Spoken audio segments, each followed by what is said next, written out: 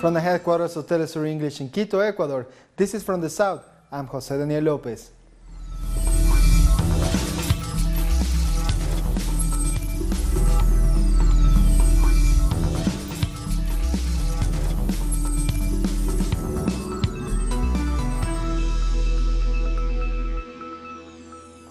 The Senate in Argentina is currently debating the proposed budget for 2019. The debate is expected to last until midnight, at which point the Senate will vote on whether to approve it or not. President Mauricio Macri needs this budget to be approved to maintain an agreement made with the International Monetary Fund. Many believe this budget will only further the government's austerity measures, hurting those most vulnerable. Hundreds of protesters have taken to the streets of Buenos Aires to protest the proposed budget. Many gather outside Congress, banging on the fences set up to keep them out. Protesters believe this budget will not help the country's economic crisis and demanded to struck down. Our correspondent in Argentina, Edgardo Esteban, has more details. The debate continues in the Senate over the 2019 budget, which has caused a lot of turmoil among the people because of the ongoing recession and the adjustment measures it will bring. This budget is a direct response to the demands of the agreement between the government of Mauricio Macri and the International Monetary Fund. The debate is expected to last 12 hours. The government has guaranteed the necessary number of votes to approve the budget, a vote that will happen close to midnight. There is a lot of tension and high expectations. Protests are ongoing outside of the Senate in rejection of this bill, which will affect the most vulnerable sectors in Argentina. Cuba has announced it is pulling out of a program through which it supplied doctors to poor communities in Brazil. Some 20,000 Cuban doctors and medical staff have worked in Brazil as part of the More Doctors program. It was set up by then-President Dilma Rousseff in 2013 in conjunction with the Pan American Health Organization. The Cuban government said that President-elect Jair Bolsonaro has insulted the Cuban doctors and promised to change the terms of the program. Our correspondent in Brasilia, Diana Galetti, has the latest. The Cuban Health Ministry has announced the departure of the Cuban doctors who were here in Brazil as part of the program Más Médicos, or More Doctors, created in 2013 as an initiative of the Brazilian President Dilma Rousseff. The program sent Cuban and foreign doctors to remote and vulnerable parts of the country, including the favelas in Rio and Brasilia. It meant the first time that more than 700 municipalities had ever enjoyed the presence of a doctor. 20,000 doctors and health professionals took part in the program over the last 5 years, and they treated around 130 million people. In 2016, after the impeachment of Dilma Rousseff, Cuba said it would continue with the program in conjunction with the Pan American Health Organization, if the agreements with the local authorities were respected. But now, with the President-elect Jair Bolsonaro, has announced that he will change the agreement by only hiring doctors individually and forcing them to validate their qualifications if they want to continue working in the program. This is why the Cuban Health Ministry took the decision to end the program. Still in Brazil, former President Luiz Inácio Lula da Silva is being questioned in court today for a second alleged corruption case.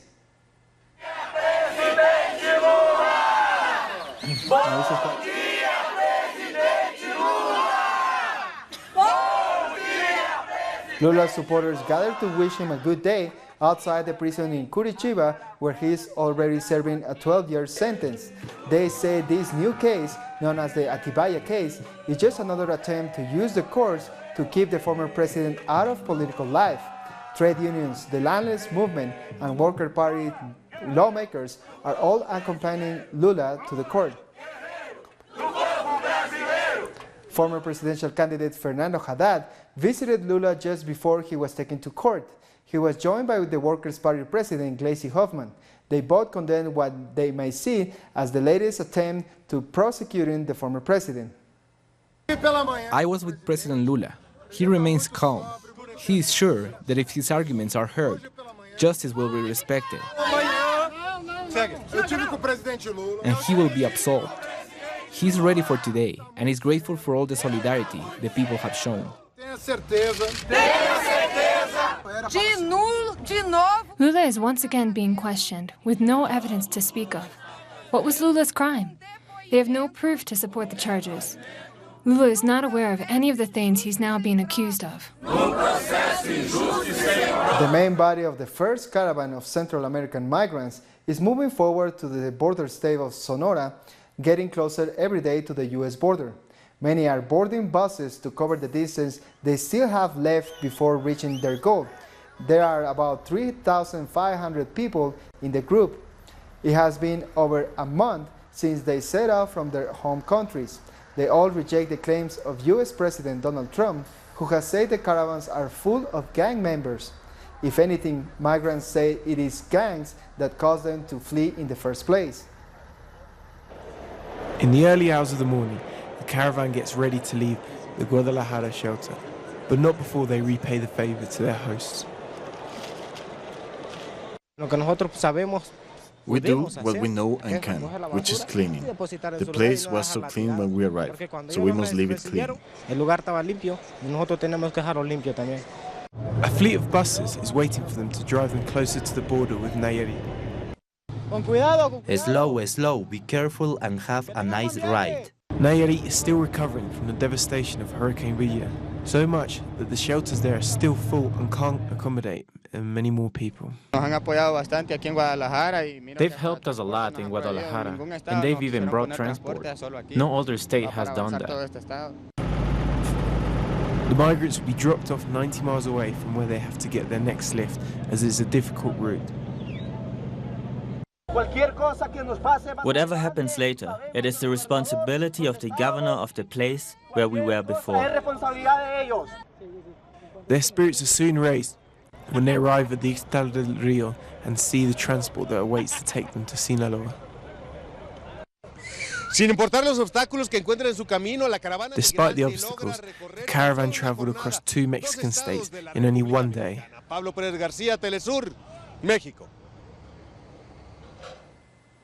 And now we go to our correspondent in Sinaloa, Pablo Perez, for an update on the migrants' journey. We are right now at the La Concha phytosanitary station. This is the place where the migrant caravan arrived yesterday, most of them, because there are still over 800 that are on their way from the state of Nayarit. And here, the people of Sinaloa have received them, fed them, and treated them medically. But there's a problem that Sinaloa also has been struck by Hurricane Willa, so they're heavily damaged, and they have their own casualties. So they say they cannot take care either of the migrant caravan, but they are collaborating with buses that are leaving this place, and they are taking them all the way to the next state, Sonora.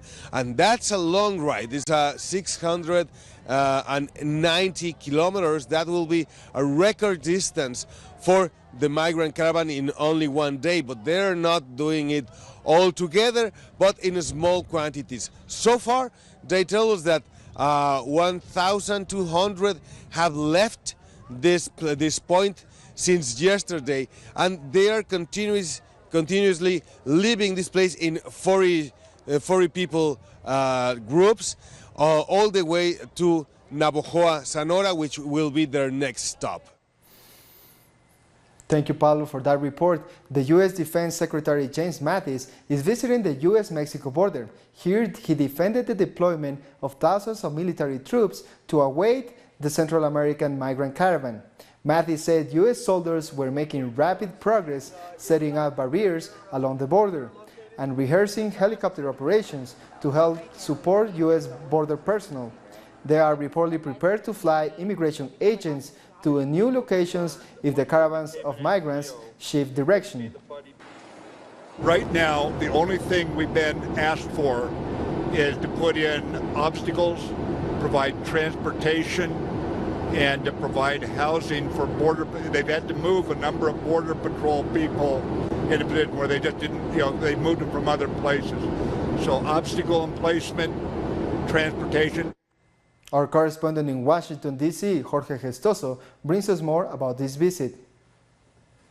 Thank you very much. Jim Mattis, the Secretary of Defense, is traveling today to McAllen, Texas to meet with troops deployed to the border with Mexico. We're talking about 7,000 troops that has been ordered to be deployed, 2,800 in Texas, the other ones in neighboring California and Arizona. President Trump was ordering the deployment previous the midterm elections, saying that was a threat to the national security, the proximity, quote unquote, proximity of a caravan coming from Central America with migrants.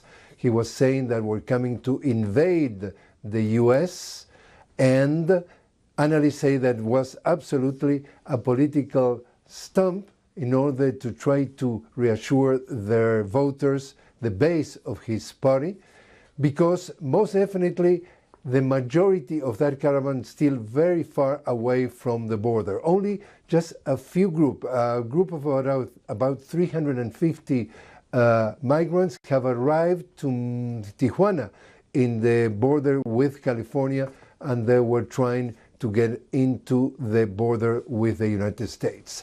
Most definitely, what the president is trying to do is impress the crowds that migrants represent a threat, that they say that even they say that they bring different illnesses like lepra, like tuberculosis, like smallpox, in order to try to create fear and to create an atmosphere of reluctance to see migrants. Most definitely, Jim Mattis is going to try to say that the Secretary of Defense, the Department of Defense, is supporting what is called customs and border protection. That is exactly the assignments that they have to do. We don't know yet, and the price of the operation is not known yet, but could go between $40 million and $110 million. We go back to you now. We'll take a short break now. Join us again in a minute.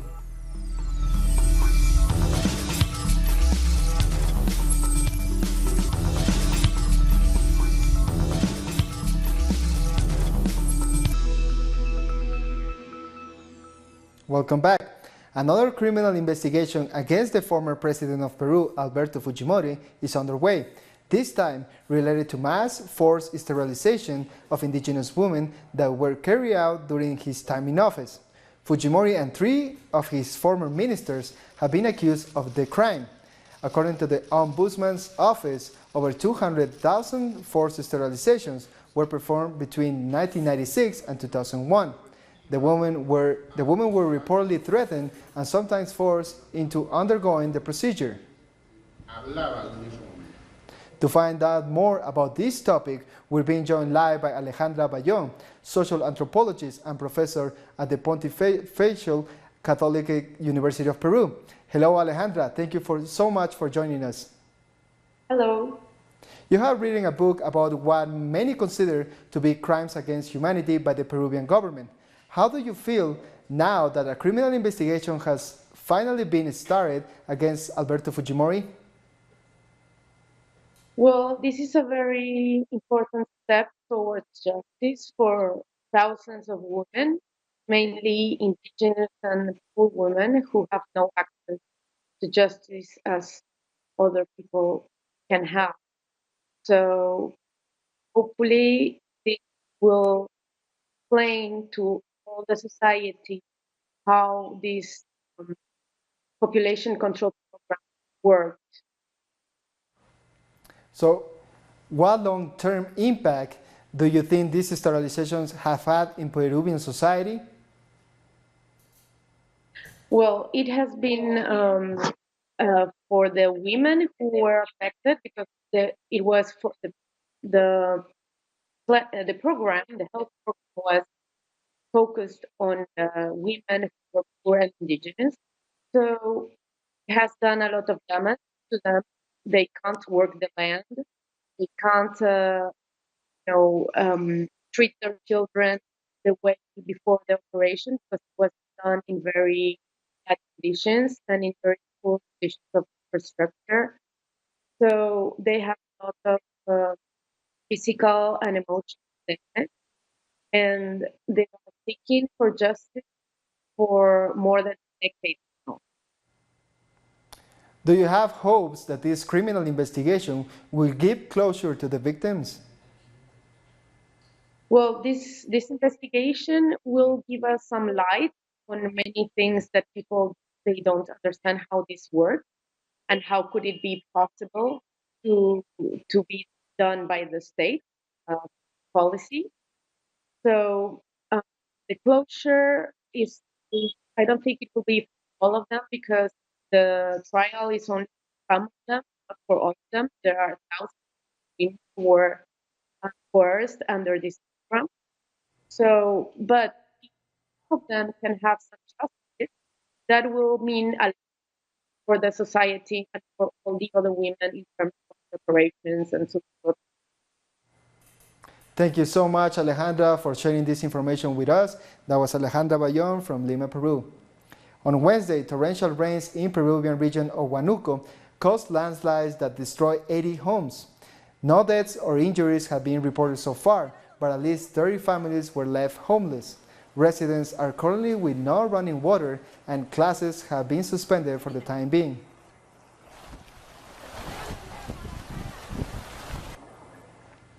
The families of the 44 missing crew members from the Argentine submarine Aran San Juan have expressed frustration at the slow pace of efforts to locate the submarine. Speaking at the anniversary of the disappearance, relatives asked President Mauricio Macri to provide more support and resources to the team that is searching for the submarine.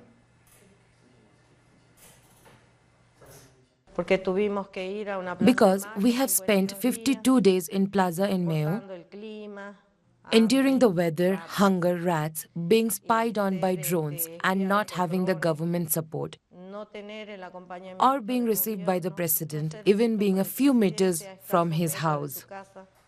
Colombian President Iván Duque has passed his 100th day in office. During this time, many have claimed he has not done enough for the issues that plague the country. Our correspondent in Bogotá, José Manuel Jiménez, brings us more. 100 days after President Iván Duque took office, experts believe he has not issued economic, political, or even legal proposals to help Colombia. Duque's reforms have been seriously questioned by both Congress and the people. Even the ruling party has criticized his reforms. During his time in office, there have been numerous protests by students, indigenous, and social organizations. 183 social leaders have been killed in 2018 alone, and during the last 100 days, there have been around 40 killings of social leaders with no government response. The peace process and the dialogues with ELN remain in standby, and the international community has continuously criticized the Colombian government for this. Iván Duque has also avoided talks with Venezuelan President Nicolás Maduro. The latest scandal to rock his presidency was the poisoning of Alejandro Pizano, who was a key witness in the Odebrecht bribery scandal. All in all, Duque's first 100 days in office have left many Colombians disappointed, as his government doesn't seem to be doing much to put an end to the many conflicts that plague the country. The Chilean Congress has approved President Sebastián Piñera's controversial Safe Classrooms law with over 100 votes in favor. This is not Iraq. This is a public school in Santiago de Chile. The police are preparing to burst into a high school and fight students. There is now a law that allows such actions. Just a few weeks before the school year is set to end, the Safe Classroom bill will finally turn into a law. Opposition parties were generally in favor of this project. In the end, we could see how they turned into part of the problem and not of the solution for communities. A lack of decent bathrooms and even classrooms, the absence of teachers, poor infrastructure, low resources, all of this shows the decay of public education. Abandoned by the government, the students decided to take to the streets, but the answer they received was violent repression from the state. It seems the state is the only one that can act aggressively, and it's not only violence what they use. There have been reports of sexual abuse, so this is actually escalating. The people call the law the Safe Cage Project. Despite the changes that were made to the project, like not expelling violent students as a precautionary measure, the repression that treats students as if they were criminals still remains. This harms not only student organizations, it also harms their right to decide. So our call is to reject this law and fight for our demands instead. Public education activists say they will keep fighting against the government's violence. If their main goal is to cover up a faulty education system by implementing daily stigmatization and repression against students, then this new law is the best way to achieve it. Now the remaining questions is, who are the true enemies here? Public education or democracy in this country? In the following days, this controversial project will become a law, and many expect that when it does, schools will only face even more repression.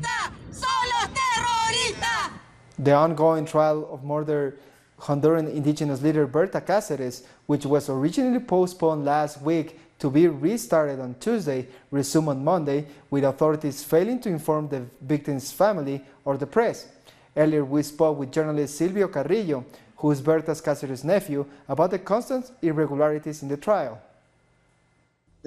Simply a pattern by the government that continues to this day. The U.S. Embassy has said that they believe in this U.S. government can handle this case. Clearly, there's no political will to do so. This is just more evidence of everything we've been saying, that this government is maybe involved in her murder. We don't know, but they certainly should not be taking up this case. They don't have the capacity nor the political will, because so many wealthy individuals who are part of the government might be involved, as well as the army and many state actors. And it's unclear whether they really want justice or not in Honduras, and we don't believe that's the case. We'll take a short break now. Join us again after this.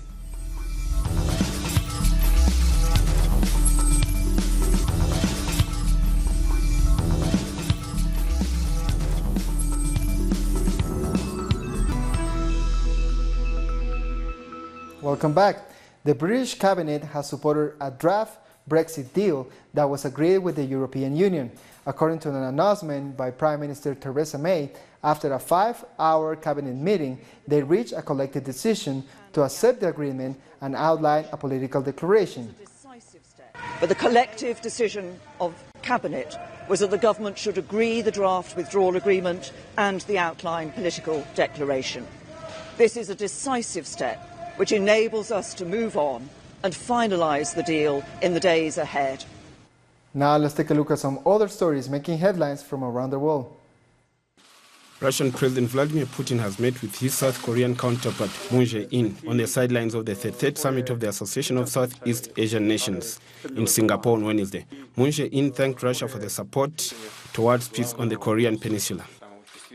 Italy's Interior Minister Matteo Salvini received 51 asylum seekers from Niger at the military airport of Patricia Mare in Pomezia on Wednesday. The asylum seekers were staying in refugee camps of the United Nations High Commissioner for Refugees and were selected by the agents together with the Italian government.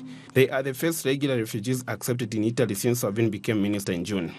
Women, children, mothers, fathers, disabled people. My goal was and still is to open the doors of Italy to those who flee war and are suffering, and close the doors of Italy to those who want to bring war home. A Kenyan judge has sentenced 2 police officers to death for the murder of a lawmaker's bodyguard and his 2 relatives in 2014. Amnesty International said the result was a victory against extrajudicial killings. Police in Scotland have arrested an activist at a protest against the former chief strategist for White House, Stephen Bannon. According to reports, police said the man was arrested on charges of threatening and abusive behavior. We come to the end of this news brief. These and many other stories you can find at our website at telestorenglish.net. And join us on social media, Facebook, Twitter, and Instagram. For Telestory English, I'm Jose Daniel Lopez. Thank you for watching.